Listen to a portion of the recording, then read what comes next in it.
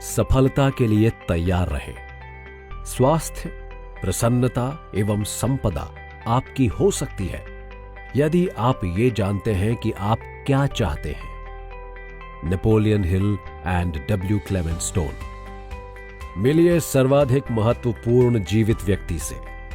इस लेख में कहीं ना कहीं आपकी उनसे मुलाकात अवश्य होगी, अचानक, आश्चर्यजनक रूप से, और ये मुलाकात आपका सारा जीवन बदल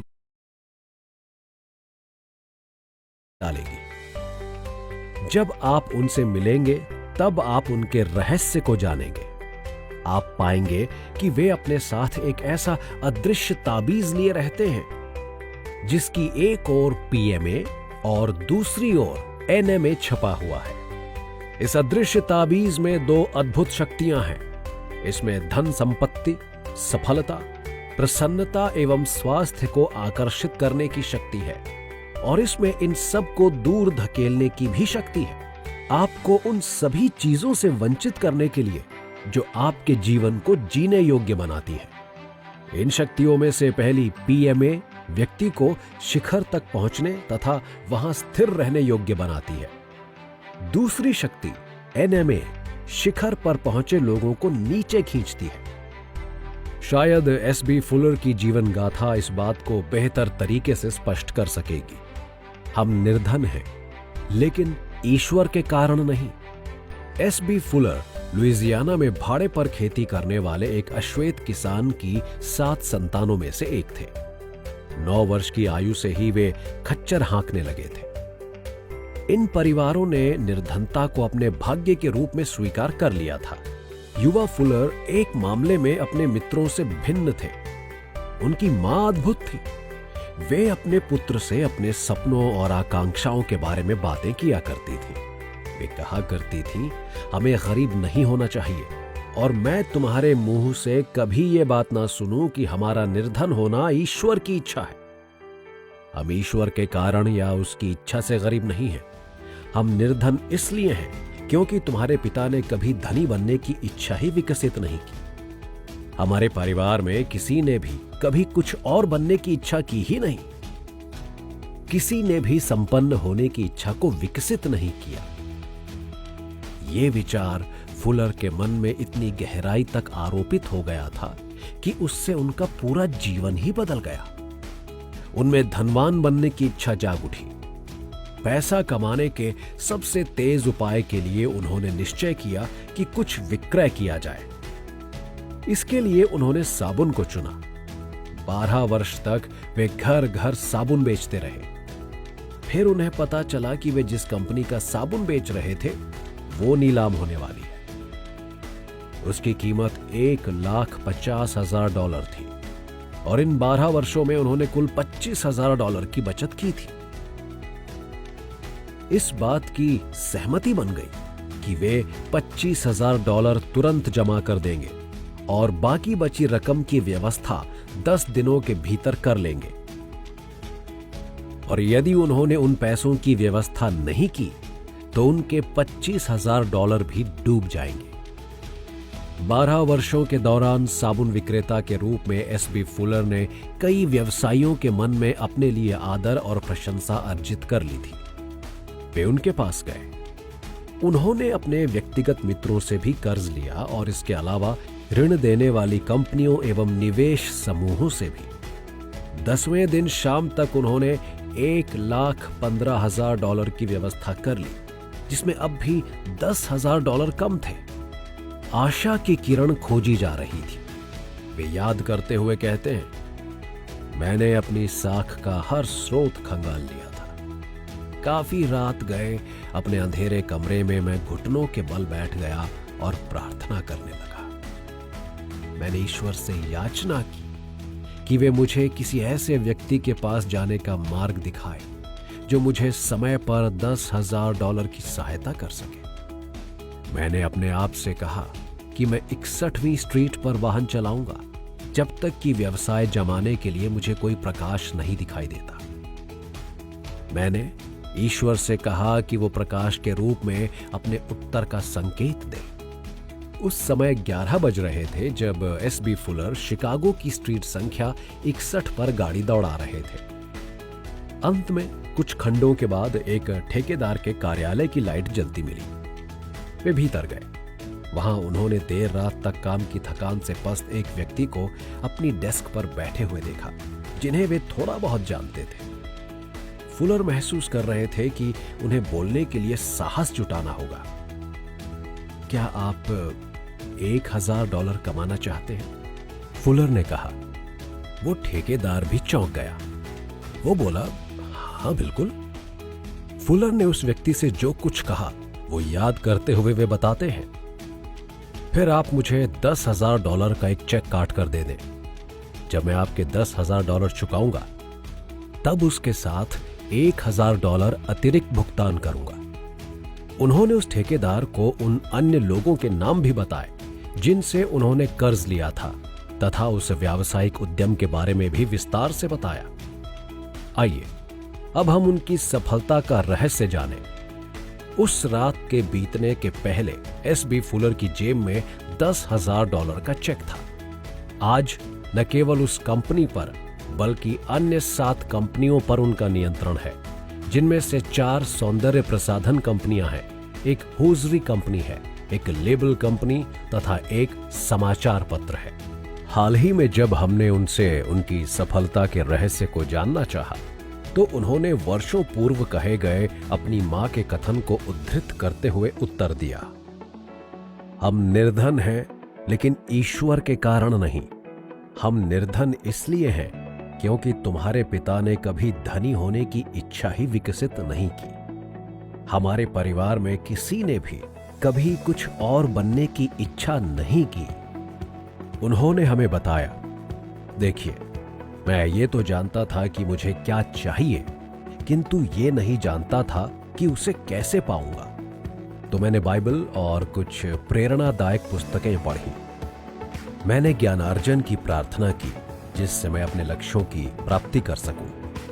यदि आप ये जान लें कि आप क्या चाहते हैं तो आप उसे देखते ही पहचान जाते हैं। एसबी फुलर अपने साथ उस अदृश्य ताबीज को लेकर चले जिसमें एक ओर पीएमए और दूसरी ओर एनएमए छिपा हुआ था। उन्होंने पीएमए को ऊपर रखा और आश्चर्यजनक घटनाएं हुई।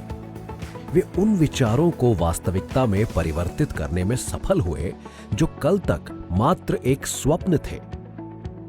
इस दौर में और इस देश में अब भी आपको ये कहने का व्यक्तिगत अधिकार है, ये मैंने चुना है।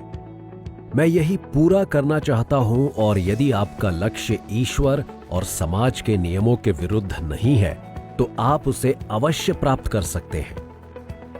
ये आप पर भी निर्भर करता है कि आप किस चीज के लिए प्रयास करते हैं। हर व्यक्ति एसबी फुलर की तरह बड़ा निर्माता बनना नहीं चाहता। हर व्यक्ति एक महान कलाकार बनने के लिए बड़ा मूल्य अदा करना नहीं चाहता। लेकिन आपके लिए सफल होने का अर्थ चाहे धनी होना हो अथवा रसायन क्षेत्र में किसी नए तत्व की खोज करना हो अथवा संगीत में किसी नई धुन का सृजन हो अथवा गुलाब उगाना हो अथवा एक बच्चे की परवरिश करना हो, वो अदृश्य ताबीज लक्ष्य प्राप्ति में आपका सहायक हो सकता है। अब क्लैम लैबाइन की कहानी देखें। वे बेसबॉल की दुनिया में पिचर के रूप में जाने जाते हैं जो जग हैंडल कर्व के थ्रो में सिद्धस्थ माने जाते हैं। जब क्लैम छोटे थे उनके सीधे हाथ की तर्जनी टूट गई थी। चोट तो ठीक हो गई किंतु उंगली के पहले और दूसरे जोड़ के बीच स्थायी टेढ़ापन आ गया। क्लैम को लगा कि बेसबॉल के करियर का उनका सपना यहीं समाप्त हो गया। हर विपत्ति में एक लाभ का बीज छिपा होता है। उनके कोच ने कहा, इस तरह निराश मत हो। जो स्थितियां हमें विपत्ति जान पड़ती हैं कभी कभी बदले हुए वेश में वरदान साबित होती हैं। ऐसा कहा गया है कि हर विपत्ति में लाभ और अच्छाई का बीज छिपा होता है। क्लैम ने इस परामर्श को दिल से स्वीकारा। जल्द ही उन्हें ज्ञात हुआ कि उनका हाथ सहज रूप से पिचिंग के लिए उपयुक्त था और ये कि इस काम के लिए वे अपनी टेढ़ी उंगली का ही बेहतर उपयोग कर सकते हैं। उस उंगली का टेढ़ापन ही बॉल को वो ट्विस्ट और स्पिन देता था जो और कोई खिलाड़ी नहीं कर सकता था। वे वर्ष दर वर्ष इस स्पिन में और अधिक दक्षता लाने का प्रयास करते रहे, जब तक कि वास्तव में वो अपने समय के सर्वोत्तम पिचर नहीं बन गए। उन्होंने ऐसा कैसे किया? सहज कुशलता, कठिन परिश्रम और इससे भी महत्वपूर्ण अपनी मानसिक सोच में परिवर्तन के द्वारा।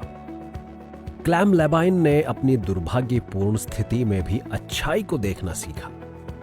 उन्होंने पीएमए पक्ष को ऊपर रखते हुए अपने अदृश्य ताबीज का उपयोग किया।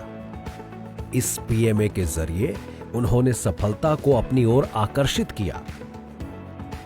एक 25 वर्षीय युवा के सामने 65 वर्ष की आयु में सेवानिवृत्ति लेने के पूर्व 1 लाख घंटे कार्य करने के लिए होते हैं।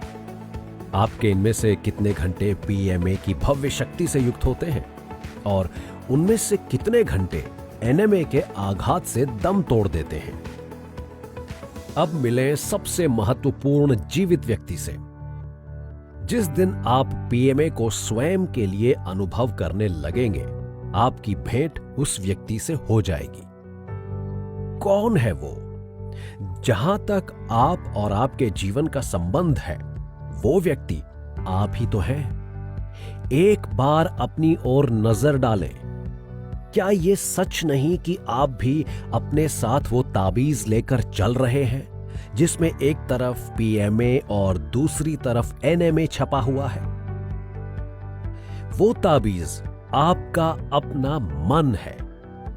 पीएमए आपकी सकारात्मक मानसिक सोच है। एक सकारात्मक मानसिक सोच अधिकांशतः उन धनात्मक विशेषताओं से निर्मित होती है जिन्हें आस्था, सत्यनिष्ठा, आशा, साहस, पहल, उदारता, सहन शक्ति, व्यवहार कौशल, दया और अच्छी सहज बुद्धि के नाम से जाना जाता है। एनएमए नकारात्मक मानसिक सोच है।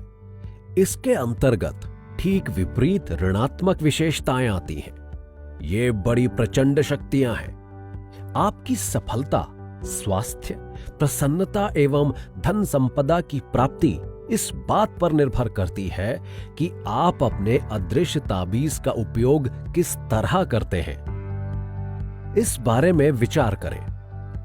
उन लोगों के बारे में विचार करें जो जीवन भर कई पक्षों से संघर्ष करते और असंतुष्ट रहते हुए बिना किसी स्पष्ट लक्ष्य के भटकते रहते हैं। क्या आप तुरंत ये बता सकते हैं कि जीवन से आपको क्या चाहिए? अपना लक्ष्य निर्धारित करना आसान कार्य नहीं हो सकता।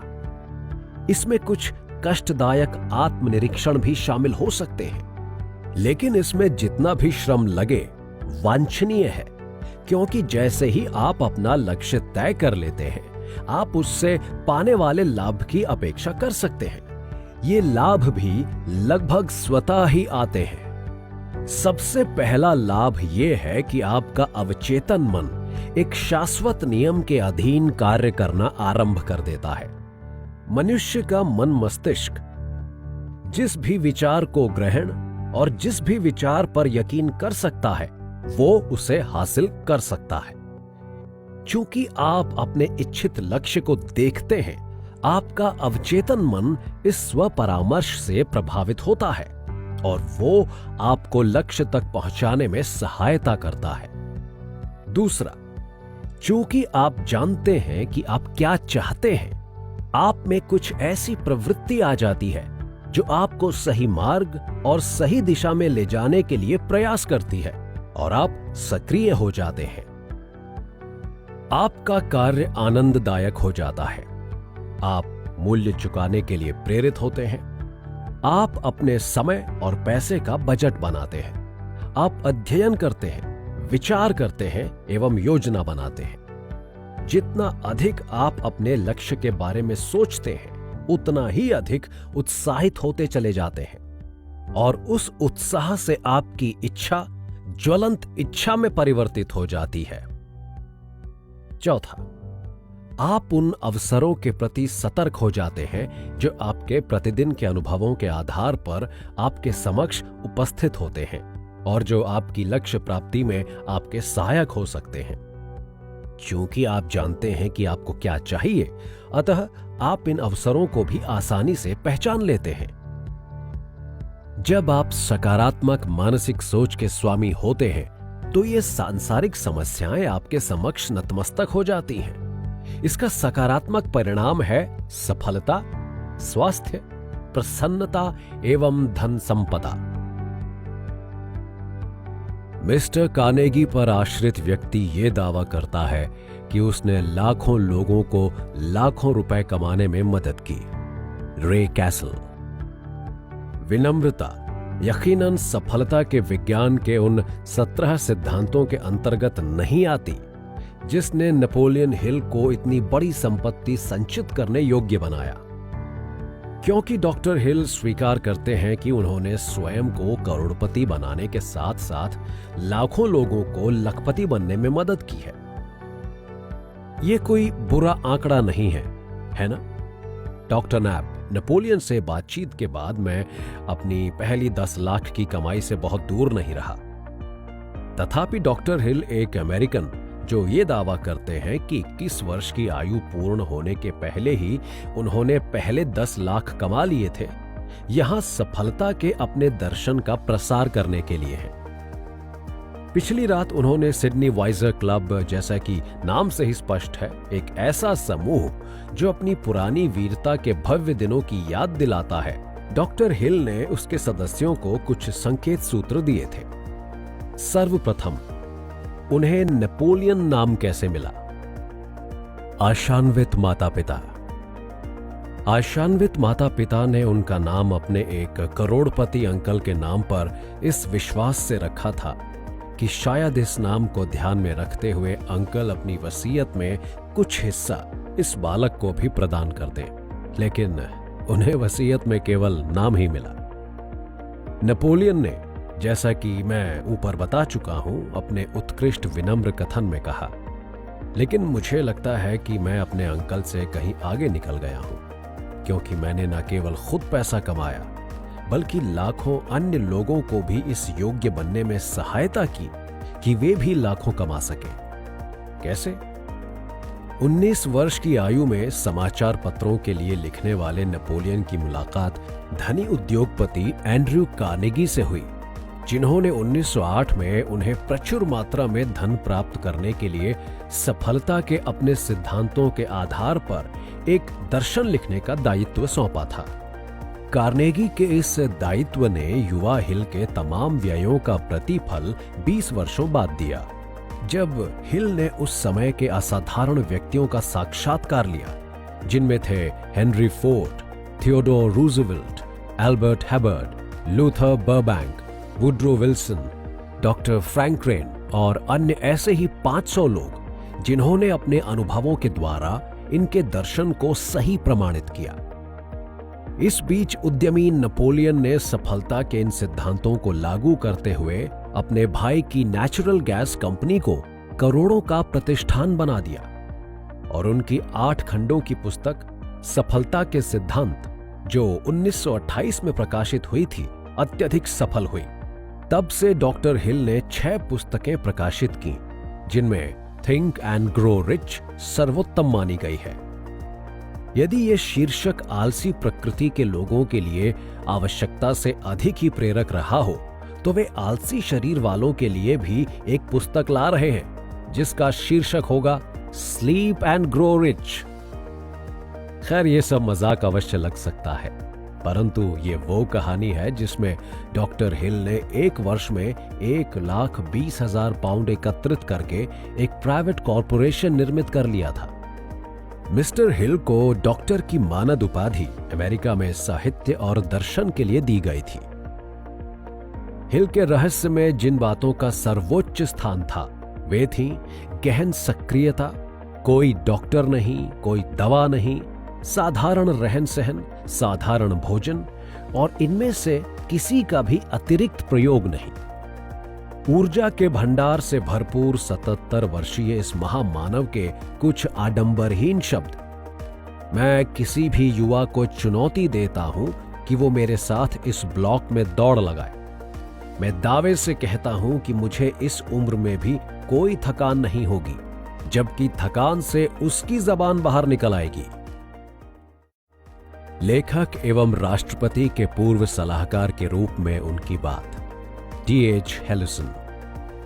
82 वर्ष की आयु में डॉक्टर नेपोलियन हिल बोलते समय उत्सुकतावश आगे की ओर झुक जाते हैं, सामने और सीधे आपकी आंखों में देखते हुए अपनी कृतियों के बारे में एक 25 वर्ष के युवा की तरह पूरे उत्साह और जोश के साथ बोलते हैं। डॉक्टर हिल के लिए जीवन निरंतर धड़कने वाला और मनोरंजक तत्व है। हालांकि जीवन के इस पड़ाव को वे दिन के तीसरे पहर की संज्ञा देते हैं। थिंक एंड ग्रो रिच, जिसे दुनिया भर में लाखों लोगों ने पढ़ा, इसके समेत अनेक पुस्तकों के लेखक, संयुक्त राज्य के 2 राष्ट्रपतियों के सलाहकार तथा उस सदी के कई महान पुरुषों के विश्वास पात्र। उन्होंने इन 13 शब्दों के आसपास अपना जीवन रचा। मनुष्य का मन मस्तिष्क जिस भी विचार को ग्रहण और उस पर यकीन कर सकता है, वो उसे हासिल कर सकता है। What the human mind can conceive and believe, the human mind can achieve. यही डॉक्टर हिल के दर्शन का केंद्र है।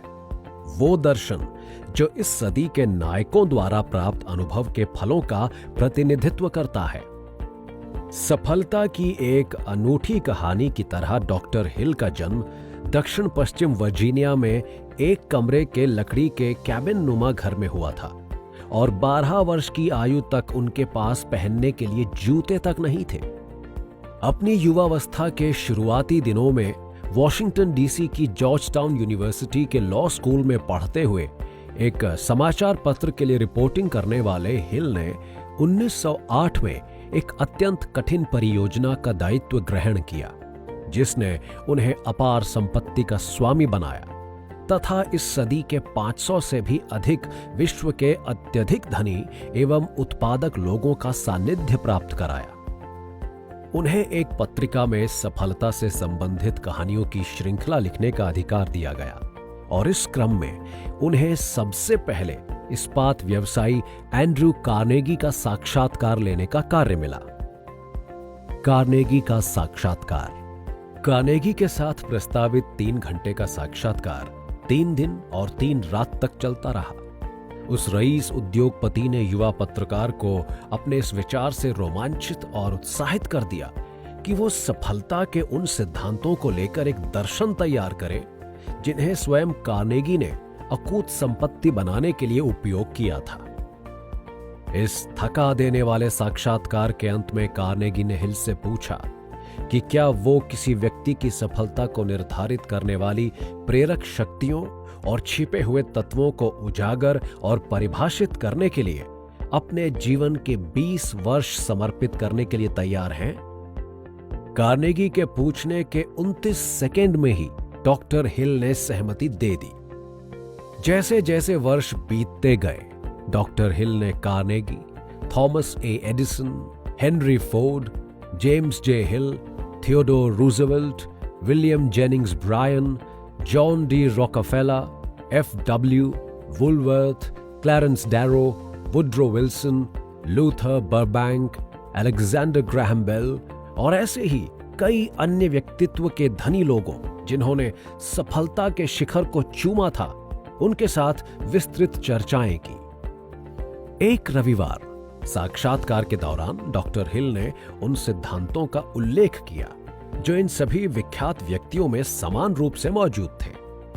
सबसे आवश्यक थे उद्देश्य की सटीकता तथा अति कुशल सिद्धांत।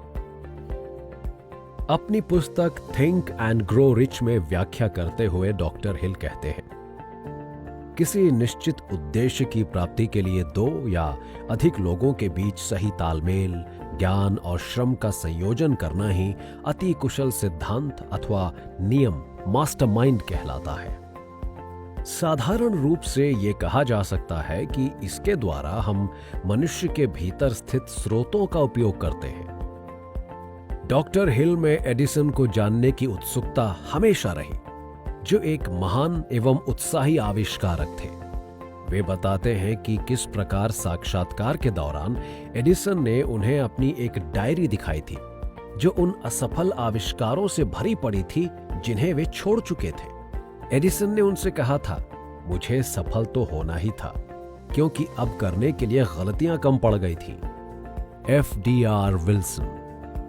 डॉक्टर हिल राष्ट्रपति वुड्रो विल्सन तथा फ्रैंकलिन डिलानो रूजवेल्ट के सलाहकार थे तथा उन्होंने एक वाक्य गढ़ा था, सिवाय भय के हमें किसी और बात का भय नहीं है, जो बाद में रूजवेल्ट प्रशासन की कहावत बन गया था।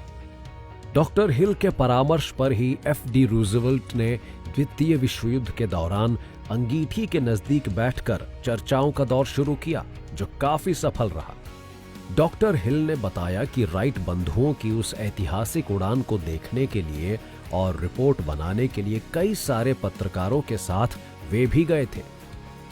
राइट बंधु अपने एक प्लेन को अमेरिकी नौसेना को बेचने के लिए बातचीत कर रहे थे।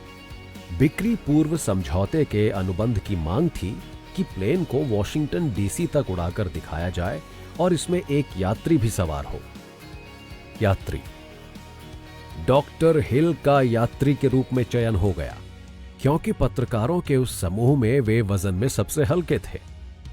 इस संबंध में उन्होंने बताया कि उड़ान के बाद जब विमान को उतरना था, तब मुझे अपने पैरों को ऊपर की ओर मोड़कर सिकोड़ना था, जो बैठते समय विमान से लटक रहे थे, ताकि वे जमीन पर घिसट ना जाएं। वे दावा करते हुए इस बात को कहते हैं कि हाल ही की विमानन क्षेत्र की सफलता राइट ब्रदर्स के लिए आश्चर्यचकित करने वाली होती। वो तो केवल एक ऐसी फ्लाइंग मशीन बनाना चाहते थे जो कुछ दूरी उड़कर तय कर सके और 2-3 यात्रियों को ले जा सके। वर्तमान में डॉक्टर हिल की रुचि इस बात में है कि वे अपने दर्शन को कारागारों तक विस्तार कर दें, और उन्होंने इसे विस्मृत एवं आशाविहीन लोगों के बीच पहुंचाकर दिखाया, जिसे वे अपने समक्ष सबसे बड़ी चुनौती के रूप में पाते थे। वे अपने इस कार्य को सेवा मानते हैं। वे कहते हैं, कई सारे जीवनों में संतुलन बनाना ही जीवन है। वे मानते हैं कि कोई भी सफल हो सकता है, और सफलता आपको जीवन में वो सब कुछ दिला सकती है जिसकी आप इच्छा करते हैं, और वो भी किसी के अधिकारों का हनन किए बिना। हाल ही के वर्षों में डॉक्टर हिल काफी हद तक नेपोलियन हिल फाउंडेशन नाम की गैर लाभकारी शैक्षणिक संस्था में व्यस्त रहे। इस फाउंडेशन के द्वारा उन्होंने तथा उनके सहयोगियों ने थिंक एंड ग्रो रिच दर्शन में निहित डॉक्टर हिल के विचारों का प्रसार किया। डॉक्टर हिल का अधिकांश लेखन कार्य साउथ कैरोलिना में फेरिस माउंटेन स्थित उनके घर में हुआ। उनकी अद्यतन पुस्तक grow rich with piece of mind इस वसंत तक प्रकाशित हो जाएगी। जब उनसे अपनी सफलता की कहानी बताने के लिए कहा गया, तो डॉक्टर हिल ने बड़ी सरलता किंतु निश्चयात्मक ढंग से कहा, मैंने अपने मन के नवीन विचारों को ग्रहण करने के लिए प्रशिक्षित किया है। सफलता का विज्ञान, जून एवं जुलाई सीरीज, 1956। Napoleon Hill. कृतज्ञता एक बेहतरीन शब्द है। ये इसलिए बेहतरीन है क्योंकि ये एक ऐसी मनोवृत्ति का परिचायक है जो अपनी प्रकृति में आध्यात्मिक है। ये किसी के व्यक्तित्व को चुंबकीय सौंदर्य प्रदान करती है, एवं ये वो चाबी है जो जादुई शक्तियों और अपरिमित बुद्धिमत्ता के द्वार खोलती है। शिष्टाचार नेतृत्व क्षमता के विकास में सहायक है। शिष्टाचार संभवतः एकमात्र ऐसा गुण है जो सभ्य मनुष्य की पहचान है। वास्तव में ये उसकी मानवता का सामान्यतम प्रतीक है। जानवरों को अपने साथियों की कोई परवाह नहीं होती, और शायद मनुष्य भी अपनी प्रारंभिक अवस्था में ऐसा ही था। सभ्यता के पहले चिन्ह उस समय दृष्टिगोचर हुए जब मनुष्य ने अपने लिए आचरण संहिता बनानी शुरू की। इस तरह जो सभ्यता जितनी महान होगी, उसमें विनम्रता, शिष्टाचार, एवं उसके निवासियों के मध्य आपसी सौहार्द उतना ही अधिक होगा। उदाहरण के लिए हम चीन, रोम और जापान की प्राचीन सभ्यताओं में शिष्टाचार की अभिव्यक्ति को देख सकते हैं। शिष्टाचार किसी व्यक्ति की अन्य लोगों के प्रति सोच और व्यवहार का बाह्य प्रतीक है। इसके माध्यम से आप ईश्वर की आज्ञा कि आप एक दूसरे से प्रेम करो उसका पालन कर सकते हैं, और इसके द्वारा आप जिनके संपर्क में आते हैं उन लोगों के प्रति आदर, सम्मान एवं प्रशंसा की अभिव्यक्ति कर सकते हैं। अपने प्रति सम्मान प्रदर्शित करें। सबसे महत्वपूर्ण यह है कि आप अपने प्रति सम्मान प्रदर्शित करें। विनम्रता वो तरीका है जिसके द्वारा शिष्टाचार प्रकट होता है। इसके मानक और तरीके देश एवं काल के साथ निरंतर बदलते रहते हैं। मानक कभी नहीं बदलते, लेकिन शिष्टाचार के मानदंड अपने आप में कभी नहीं बदलते, वे शाश्वत ही होते हैं। इसका आपसे और आपके सफलता के स्वप्न से क्या लेना देना है? शिष्टाचार के द्वारा आप अपनी सभ्यता और संस्कृति के स्तर को प्रदर्शित करते हैं। केवल सबसे उन्नत, सबसे सभ्य एवं सुसंस्कृत व्यक्ति को ही अपने आप को नेता मानने का अधिकार है। शिष्टाचार और शालीनता चापलूसी के चिन्ह से कोसों दूर रहने के कारण ये दर्शाते हैं कि आप अपने से मिलने वाले प्रत्येक व्यक्ति के उच्च मूल्यों एवं उपयोगिता के प्रति विचारशील एवं चिंताशील रहते हैं। एक उदाहरण के रूप में मिस्टर चार्ल्स। एक बार एंड्रयू कार्नेगी से पूछा गया कि आखिर किस तरह मिस्टर चार्ल्स उनके दाहिने हाथ बने और आप कैसे उन्हें इतना अधिक वेतन देते हैं। कार्नेगी ने उत्तर दिया, सबसे पहले तो मैं बताना चाहूंगा कि ये ऐसे ही नहीं हो गया। चार्ल्स में शिष्टाचार और व्यवहार कुशलता के द्वारा लोगों का दिल जीतने की असीमित क्षमता है। शिष्टाचार और व्यवहार कुशलता आपस में इतने घुले मिले शब्द हैं कि हम इसे सफलता की विज्ञान सीरीज का अगला विषय बनाएंगे। तब तक आप शिष्टाचार को अपने चरित्र की विशेषता के रूप में विकसित करें। यह आपको एक ऐसे व्यक्ति के रूप में पहचान दिलाएगा जो सफलता की ओर अग्रसर है, और अवश्य ही सफलता आपके कदम चूमेगी। व्यवहार आपको लक्ष्य तक पहुंचाने में सहायक होता है। व्यवहार कुशलता विपक्षियों के भी दिल को जीतने की कला है। इसके द्वारा आप राह के रोड़ों को सफलता की सीढ़ी में तब्दील कर सकते हैं। व्यवहार के लिए विचारशील होना, अच्छी निर्णय शक्ति एवं निर्णय लेने की प्रक्रिया में अपनी तरह से सोचने और बोलने की क्षमता होना आवश्यक है। इसकी मदद से आप वे बातें बोल सकते हैं जिन्हें अन्य लोग सुनना चाहते हैं, और उस तरह से कार्यों को कर सकते हैं जैसे वे लोग चाहते हैं।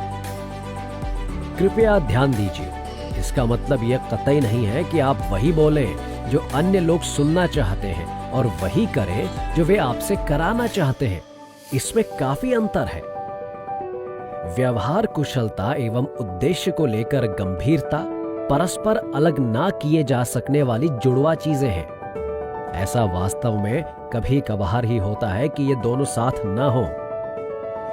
लगभग सारा जीवन ही एक लेन देन है, लेकिन यदि आप व्यवहार कुशलता का गुण अपने अंदर विकसित कर लें तो आप जीवन के इस लेन देन में हमेशा फायदे में ही रहेंगे।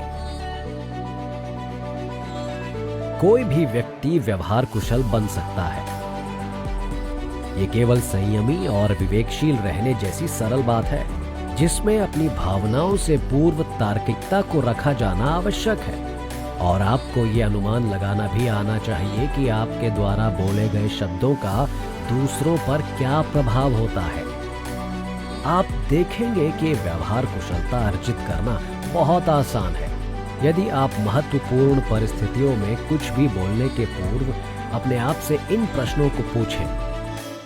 यदि मैं अपनी जगह किसी दूसरे व्यक्ति को रखूं, तो मैं उससे कैसी बात सुनना चाहूंगा? मैं ऐसे किन शब्दों को सुनना चाहूंगा जो सरलता पूर्वक अपने अर्थ को व्यक्त करें? मैं किस तरह अर्थ को रूपांतरित कर दूं कि सामने वाला उसे सुनना चाहे। प्रत्येक स्थिति में जो सबसे महत्वपूर्ण एवं परिवर्तनीय कारक है वो अन्य व्यक्ति है। किसी भी व्यक्ति से बात करने के पूर्व आपको उसके व्यक्तित्व और चरित्र का त्वरित गति से आकलन करना आना चाहिए। एक जैसी परिस्थिति में किसी अन्य व्यक्ति के होने पर आपका निष्कर्ष भी पूरी तरह से अलग हो सकता है।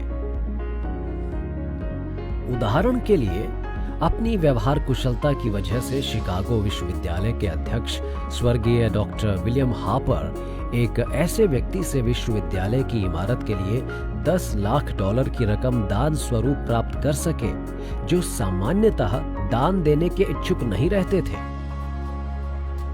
सीधे दान देने की फरमाइश करने में उसके तत्काल अस्वीकार हो जाने का जोखिम है। ये जानते हुए डॉक्टर हापर ने उस व्यक्ति को पहले सावधानी पूर्वक परखा। उन्होंने उससे बातचीत के दौरान ये जाना कि उस व्यक्ति को व्यापार के बारे में अपनी राय देने का शौक था। हापर ने उस व्यक्ति से कहा, मैं आपकी अनुमति से विश्वविद्यालय की इमारत के निर्माण के लिए संभावित दानदाताओं की सूची में आपको नामित करना चाहता हूं। विश्वविद्यालय के ट्रस्टी दानदाता के नाम के चुनाव कल करेंगे। उस व्यक्ति ने पूछा, तुम्हें क्या ऐसा लगता है कि मैं अपना आदर सम्मान कराना चाहता हूं? अन्य नामों का सहारा। जाते जाते हार्पर ने कहा, शायद ऐसा ही है। हमारे पास 4 अन्य दानदाताओं के नामांकन भी हैं। जिन 4 नामों के बारे में उन्होंने बताया, उनमें से चौथा उस व्यक्ति का पुराना प्रतिद्वंद्वी था। ये सुनकर वो व्यापारी चौंक गया। क्या तुम अपने ट्रस्टियों से वोट देने के पूर्व मेरी बात करा सकते हो? उसने पूछा। डॉक्टर हापर ने अपनी सहमति जताई। हम ये हुआ कि अगले दिन वो व्यापारी $10 लाख का चेक अपने हाथ में लेकर उनके दरवाजे पर खड़ा था और विश्वविद्यालय की इमारत के लिए धन दान देने का अवसर प्रदान करने की याचना करने लगा।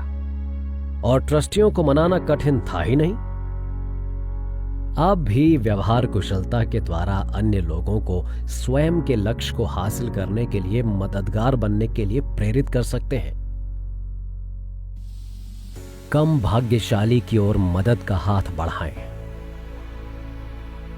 कुछ लोग ऐसा सोचते हैं कि अन्य लोगों को वंचित किए बिना कोई भी व्यक्ति ना धन कमा सकता है और ना ही सफलता प्राप्त कर सकता है। बेहतर सेवा अथवा उत्पाद निर्मित करने की दृष्टि एवं साहस के साथ मनुष्य वास्तव में पुण्य लाभ कमाता है, क्योंकि इसके कारण बड़ी संख्या में लोगों के लिए नौकरियां सृजित होती हैं, निवेश की संभावनाएं बनती हैं और विक्रय या संपत्ति का सृजन होता है। लेकिन फिर भी अमेरिकी अर्थव्यवस्था प्रतियोगिता पर आधारित है।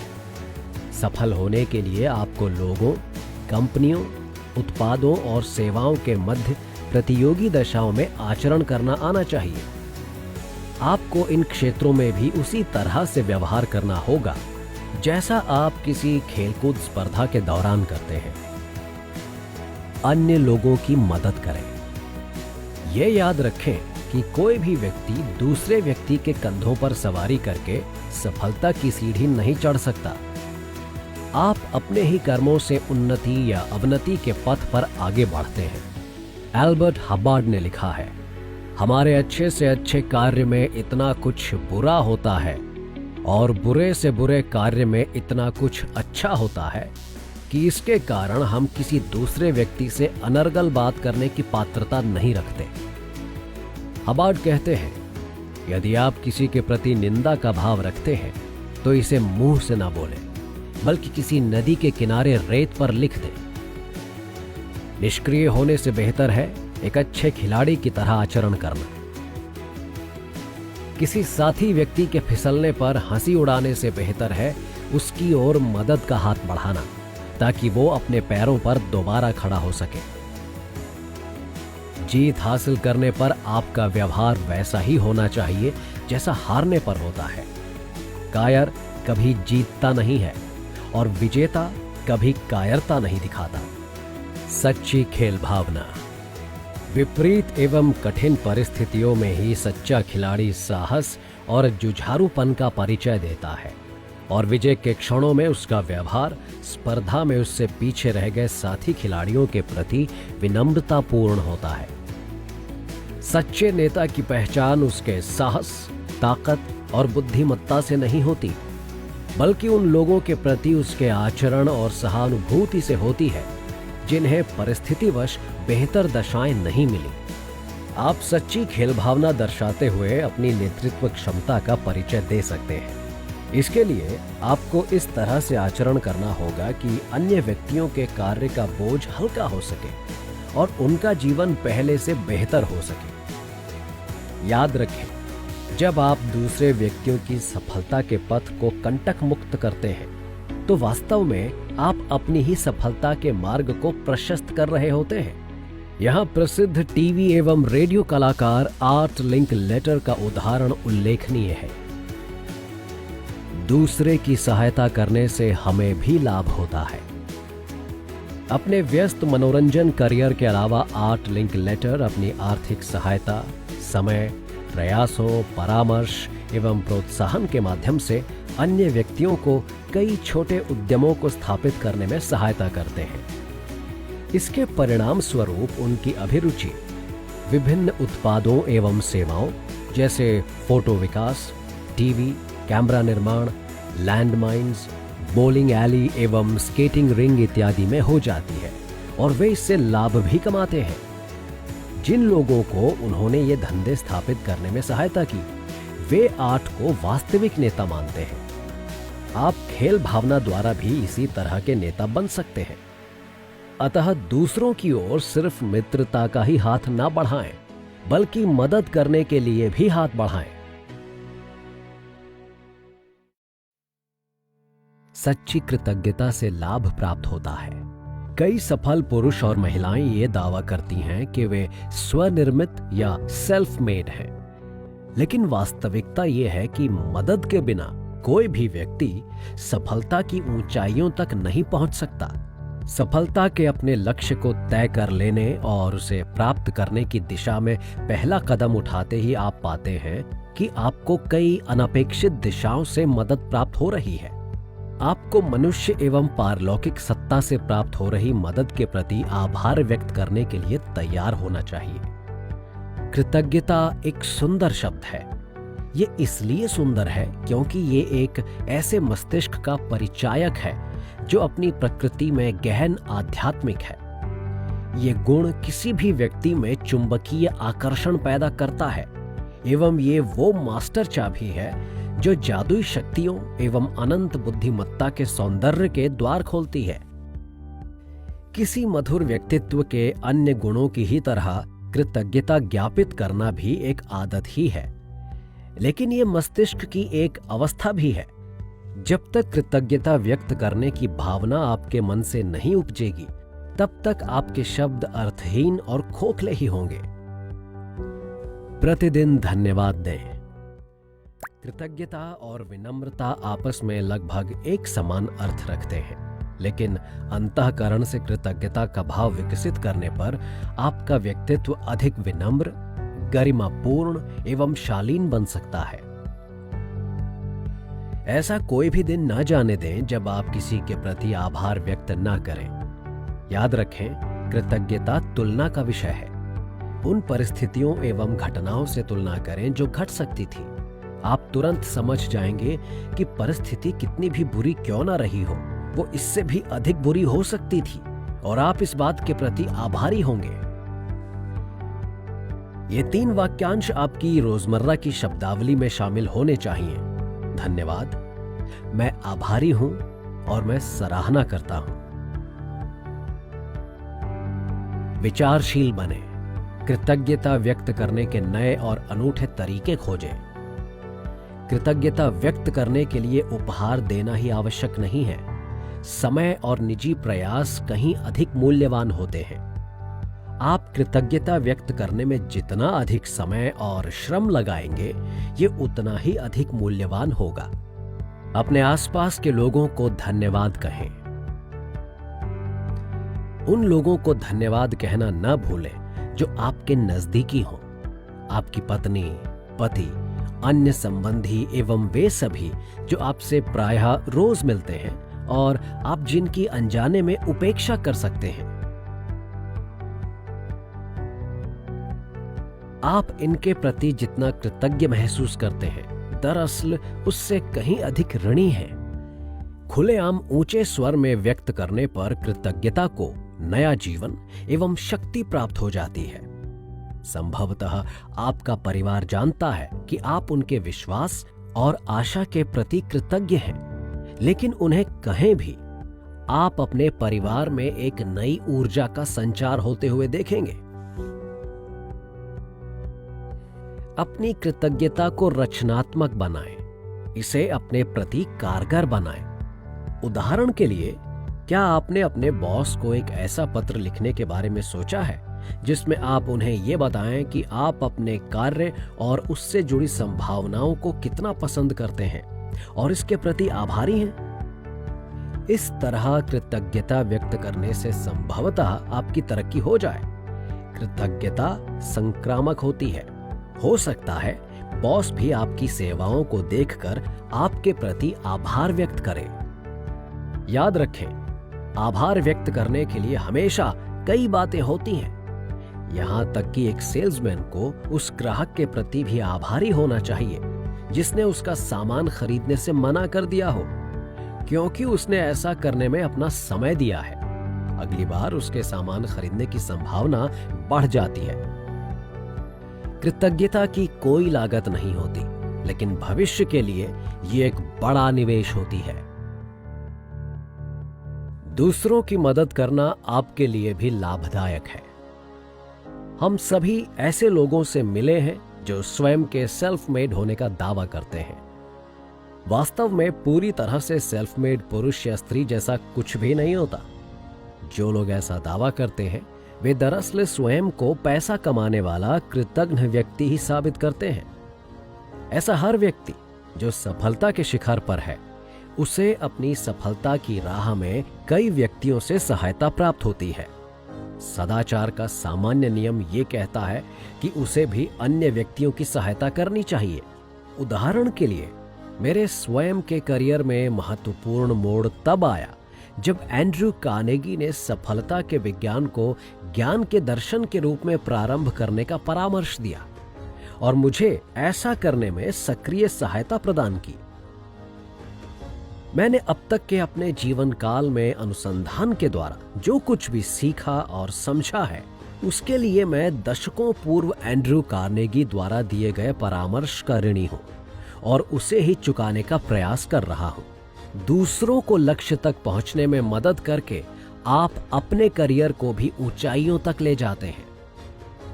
इस संबंध में यह कथन उल्लेखनीय है, अपने साथी की नौका को नदी पार करने में मदद करो और इस तरह आप स्वयं भी तट तक पहुंच जाओगे। उस व्यक्ति से अधिक समृद्ध और कोई व्यक्ति नहीं है जिसके पास दूसरों की मदद के लिए समय और ऊर्जा है। कृपया ध्यान दें, मैंने धन का जिक्र नहीं किया है, लेकिन यदि आप दूसरों की मदद में धन खर्च कर सकें और भी अच्छा, लेकिन समय और प्रयास अधिक महत्वपूर्ण होते हैं। ऐसा करने में आपको जिस संतोष और आत्मसंतुष्टि का अनुभव होता है, वो इस खर्च की भरपाई कर देता है। एक समृद्ध अनुभव।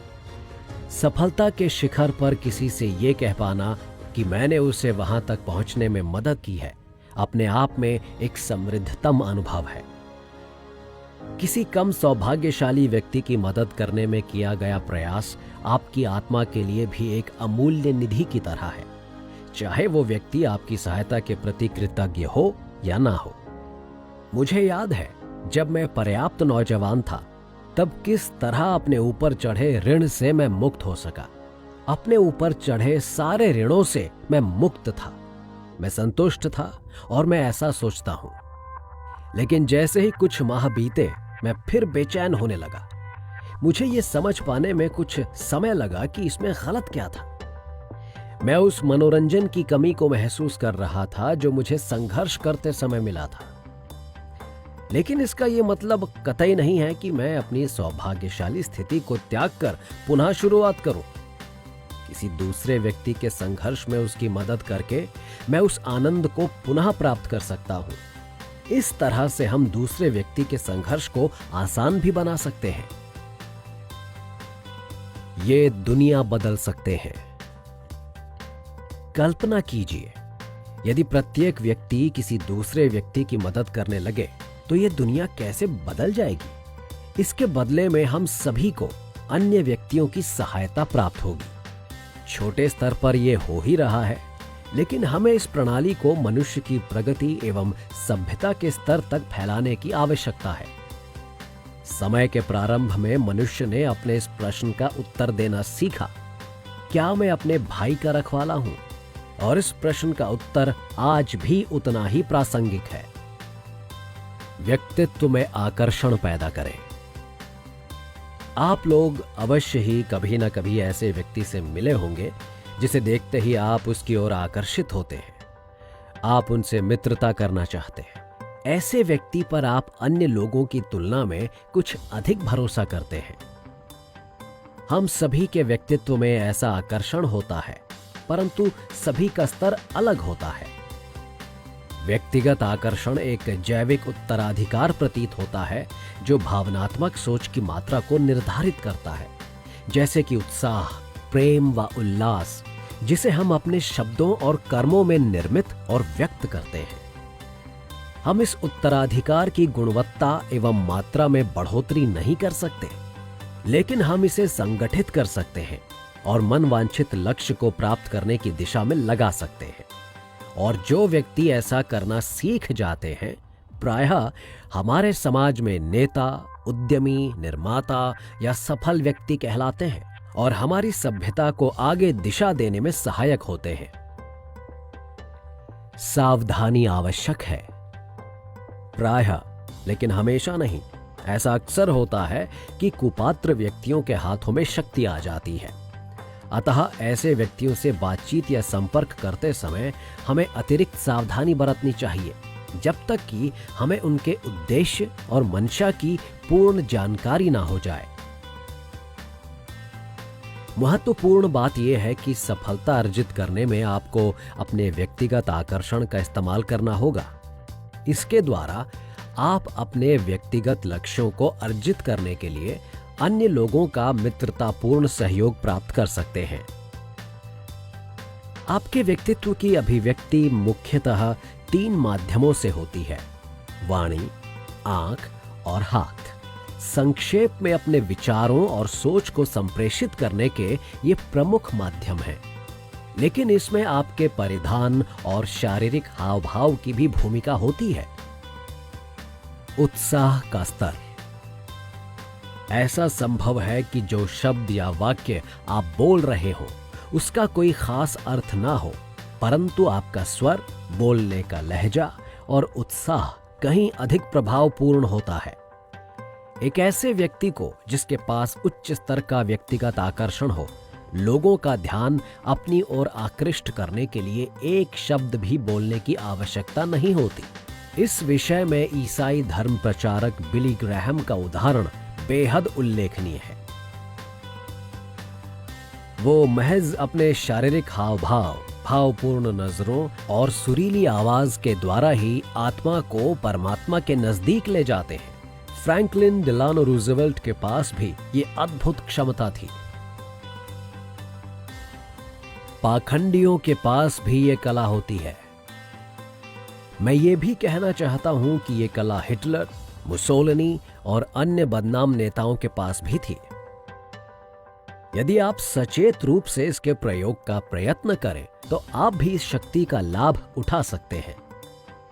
आत्मविश्वास, आध्यात्मिक शक्ति और विशेषज्ञता हासिल करने के लिए अपनी आंखों, हाथ एवं वाणी का इस्तेमाल करना सीखें। दूसरों की मानसिक क्षमता के अनुरूप स्वयं को ढालने के लिए सचेत रूप से प्रयास करें। लोगों से गर्मजोशी से मिलें, उनका हाथ सुदृढ़ रूप से अपने हाथों में लें तथा सुमधुर स्वर में बात करें, ताकि आपको सुनने वाले का ध्यान आपकी ओर आकृष्ट हो। अपने व्यक्तिगत आकर्षण को जागृत करें और फिर देखें कि यह आपके लिए क्या करिश्मा कर सकता है।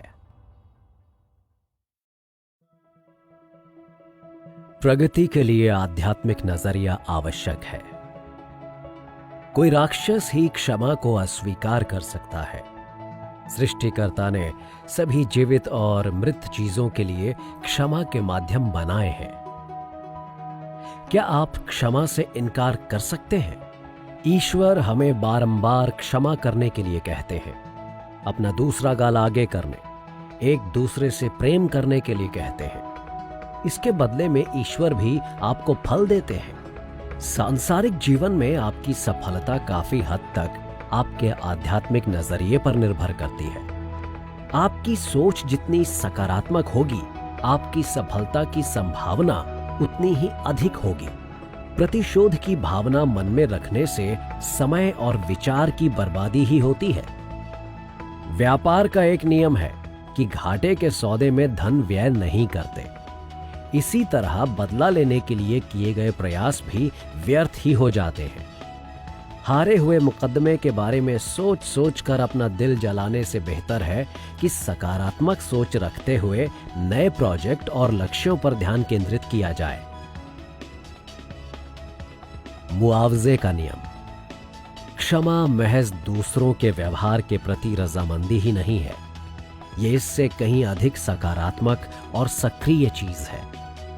क्षमा करने की प्रक्रिया में हमारे मन में भी पश्चाताप की वो भावना आती है जो गलती करने वाले के मन में होनी चाहिए। प्रत्येक बार जब आप किसी को क्षमा करते हैं, तब आप अपनी आत्मा का विस्तार करते हैं और आत्मा के अंतराल को उदारता से भर देते हैं। मुआवजे का सार्वभौमिक नियम यहां लागू होता है। हम अपनी प्रार्थनाओं में केवल उसी अनुपात में दिव्य क्षमा की याचना करते हैं जितनी हम अपने साथी मनुष्यों को देते हैं। क्षमाशीलता एक आध्यात्मिक औषधि है जो दो तरह से कार्य करती है। ये क्षमा प्रदान करने वाले नाराज व्यक्ति के मनोवैज्ञानिक जख्मों को भी भरती है तथा गलती करने वाले व्यक्ति के मन में पश्चाताप की भावना को जन्म भी देती है। क्षमाशीलता ईसाई धर्म का एक महत्वपूर्ण सिद्धांत है। सर्मन ऑन द माउंट में लिखा है, क्षमा करने वालों पर ईश्वर की विशेष कृपा होती है और किसी की परीक्षा मत लो, ईश्वर भी तुम्हारी परीक्षा नहीं लेगा। दूसरों के प्रति तुम्हारा जैसा व्यवहार होगा, वैसा ही व्यवहार ईश्वर का तुम्हारे प्रति होगा। सर्वश्रेष्ठ स्वर्णिम नियम। यह आदेश हमारे सांसारिक जीवन के साथ साथ आध्यात्मिक जीवन पर भी पूरी तरह से लागू है। व्यापार का सर्वश्रेष्ठ सिद्धांत स्वर्णिम नियम है। अधिकांश शिकायतें गलतफहमी के कारण जन्म लेती हैं। कुछ लोग जानबूझकर दूसरों को नुकसान पहुंचाते हैं। प्रायः हम अपने कर्तव्यों की जगह अपने अधिकारों की बात करते हैं। दूसरों को मिलने वाली हर असफलता का हिसाब रखा जा सकता है। एक व्याख्याता होने के नाते मैं इस कहानी की जिम्मेदारी लेता हूं। मैं एक उदाहरण देता हूं। एक छोटे से नगर में एक जन नेता द्वारा एक उपदेशक का सार्वजनिक रूप से बहिष्कार किया जाता है क्योंकि वो उस उपदेशक के प्रायोजक को पसंद नहीं करता था। जब उस उपदेशक ने इसके बारे में सुना तो उसने इसके विरोध स्वरूप कई $1000 खर्च करते हुए रेडियो पर एक निर्धारित समयावधि क्रय की ताकि प्रत्येक व्यक्ति मुफ्त में उसका व्याख्यान सुन सके। विरोध दर्ज कराने का यह अनूठा तरीका उसके विरोधी को इतना पसंद आया कि उसने प्रसन्नतापूर्वक इस उपदेशक को स्वीकार कर लिया। इसका परिणाम यह हुआ कि सारे नगर में सकारात्मक एवं रचनात्मक भावना फैल गई। पुरानी दुश्मनी नदारद हो गई। सहयोग और सहायता का विचार जंगल में आग की तरह फैल गया। पूरे नगर का चरित्र ही बदल गया। नए नए कार्य किए जाने लगे। व्यापार में तरक्की हुई एवं समुदाय को अभूतपूर्व समृद्धि प्राप्त हुई। प्रतिस्पर्धा से सभी को सहायता मिलती है। हमारे देश में स्वस्थ प्रतिस्पर्धा ही व्यापार की मुख्य धारा है। ये प्रत्येक व्यक्ति को रोजमर्रा के काम में अपना सर्वश्रेष्ठ प्रयास करने के लिए प्रेरणा देती है। मानव स्वभाव ही ऐसा है कि प्रतिस्पर्धा के बिना पुरुष और महिलाएं साधारण स्तर पर ही बने रहते हैं। शायद मैं अपनी बात एक सत्य घटना के द्वारा समझा सकूं। शताब्दी की शुरुआत तक वर्जीनिया का नॉर्टन नामक स्थान एक छोटा और अलसाया हुआ सा एक गांव था। उस गांव के अधिकांश लोग, जिन्हें मुश्किल से व्यापारी कहा जा सकता था, अपनी कमर में सामान बांधकर गांव में अपनी ही तरह के दूसरे लोगों को घूम घूम कर सामान बेचा करते थे। उनके इस तरह घूम घूम कर सामान बेचने से व्यापार कम होता था और समय तथा श्रम की बर्बादी अधिक होती थी। एक दिन उस गांव में ईके कॉफमैन नामक एक व्यक्ति अपनी पीठ पर बोझ लादकर व्यापार करने आया। उसने अपनी पीठ पर क्षमता से अधिक बोझ लाद रखा था। महीनों तक ईके कॉफमैन अपनी पीठ पर सामान लादकर उस पर्वतीय गांव में घूमता रहा। परिणाम स्वरूप वो वहां के प्रत्येक नागरिक से परिचित हो गया। ईके कॉफमैन ने उनकी आंखें खोल दी। स्थानीय व्यापारियों ने उसे गंभीरता से नहीं लिया और समय समय पर उसका उपहास करते रहे, जब तक कि उसने गांव में ही सबसे बड़ी दुकान बनवाने का कार्य प्रारंभ नहीं कर दिया। उसके बड़े से शोरूम में विक्रय हेतु गाड़ियां भर भर कर सामान आने लगा।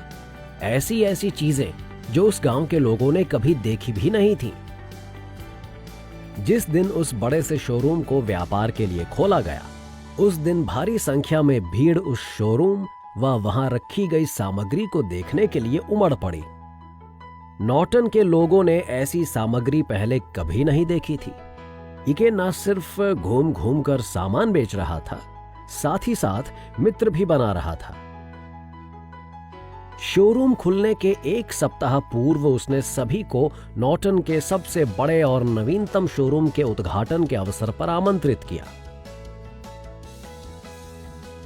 शोरूम में रखी गई स्वच्छ, कलात्मक और आकर्षक सामग्री को देखकर स्थानीय व्यापारियों की आंखें खुली की खुली रह गईं।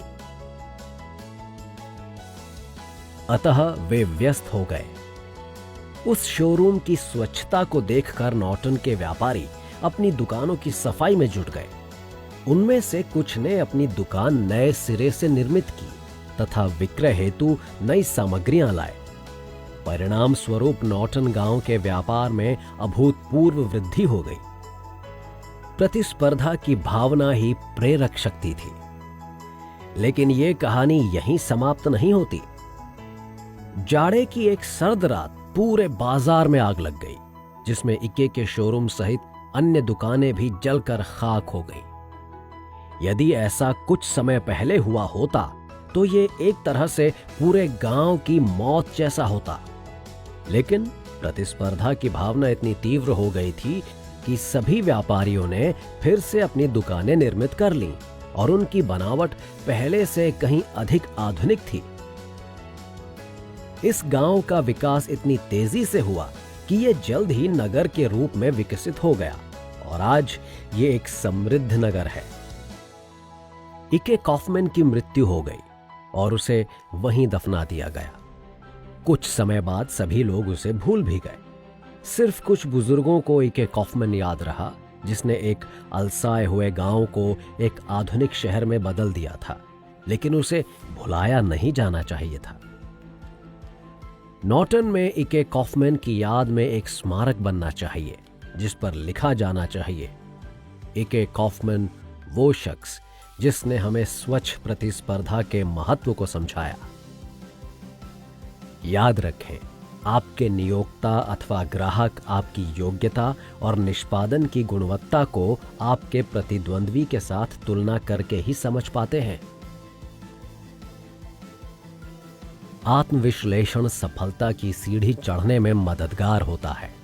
समय समय पर हमें यह जानने के लिए आत्मविश्लेषण करने की आवश्यकता होती है कि कहीं हम स्वयं को सफलता की ऊंचाइयों तक ले जाने वाले मूल्यों से विमुख तो नहीं कर रहे। अपने कमजोर पक्ष को समझने के लिए कुछ जांच बिंदु बनाना बेहतर होगा। स्वयं की कल्पना एक ऐसे व्यक्ति के रूप में करें जो सफलता की सीढ़ी चढ़ना चाहता हो। माना वो व्यक्ति जो स्मिथ है और देखें कि आप कैसे काम करते हैं। जो स्मिथ स्वयं के लिए एक लक्ष्य निर्धारित करता है और उस लक्ष्य को एक निश्चित अवधि में प्राप्त करने के लिए योजना बनाता है।